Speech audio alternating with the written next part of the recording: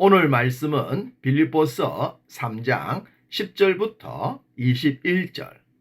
제목은 표대와 부르심과 상급입니다. 자신이 알고 있는 지식 가운데 가장 고상한 것을 뽑으라고 한다면 믿음의 사람들은 바울의 생각에 동의하리라 생각됩니다. 내 주 예수 그리스도를 아는 지식, 그것이 가장 고상하고 유일한 고상함이라고 말입니다. 동의하십니까? 이 땅에 수많은 사람들은 배설물과 같은 지식을 위해 못 먹어도 고 하듯이 살아갑니다. 물론 믿는 자들도 별반 다르지 않을 수 있습니다. 그러나 궁극적인 목적이 다르죠. 누구를 위해, 무엇을 위해 배우며 익히며 충성하는가? 그것에 의해 고상함이 될 수도 있고 배설물이 될 수도 있습니다. 바울은 자신의 삶을 다 산 후에 그리스도 안에서 발견되려 함이라고 했습니다. 이름만 남기고 사라지는 것이 아니라 영원히 남겨지는 삶, 그것이 바로 고상한 삶이며 예수 안에서의 삶인 줄 믿습니다. 바울은 그리스도를 닮고 싶었습니다. 그래서 10절에 그리스도의 죽으심을 본받았다라고 했던 겁니다. 누가 죽는 것을 본받고 싶겠습니까만 예수님의 죽으심은 다릅니다. 비록 그 안에서 죽는다고 하더라도 부활과 새 생명이 있기 때문입니다.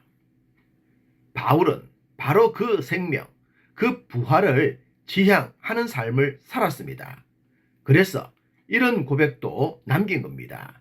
12절, 내가 이미 얻었다 함도 아니요 온전히 이루었다 함도 아니라 오직 내가 그리스도 예수께 잡힌 바 된 그것을 잡으려고 달려가노라. 성도의 삶은 이미와 아직이라는 범주 안에 있다고 했습니다. 이미 구원은 이루어졌지만 아직 우리의 삶이 남아있기 때문입니다. 그래서 내 생명이 다하는 그날까지 잡으려고 달려가는 삶이 이루어지는 것입니다. 바울의 이런 고백이 구원의 확실성에 부족함이 있다고 해석하진 마십시오. 남은 삶을 더욱 복음에 합당하게 살고 싶다는 고백이기 때문입니다. 우리가 거듭나는 순간 예수 그리스도의 손에 강력하게 붙들리게 됩니다. 우리가 놓으려고 해도 놓아지는 것이 아닙니다. 다만 우리도 주님의 그 손을 굳게 붙들어야만 하죠. 그것이 믿음 생활입니다.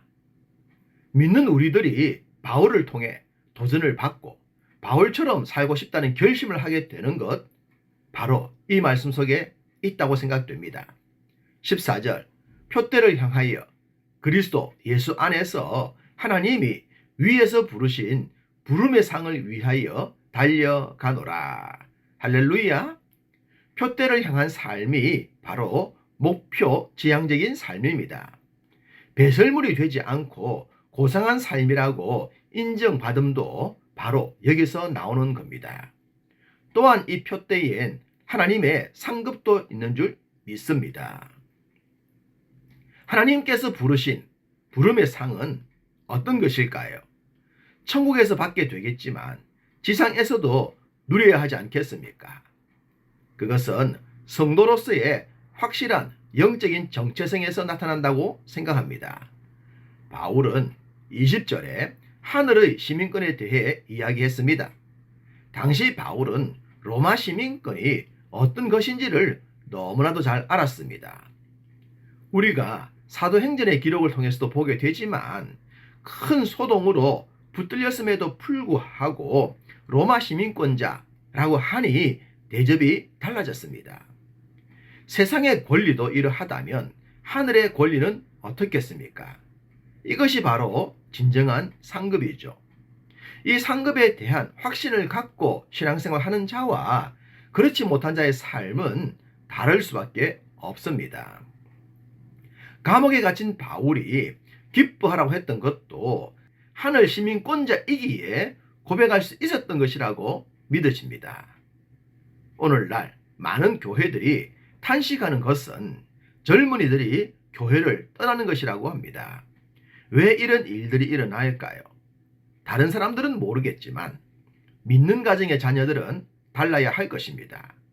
먼저 믿은 우리가 하늘의 시민권자다운 모습을 보여주어야 하는 겁니다. 하늘의 상급을 받은 자처럼 살아야 한단 말입니다. 그럴 때에 자녀들과 젊은이들이 우리를 보고 배워 따르지 않겠습니까?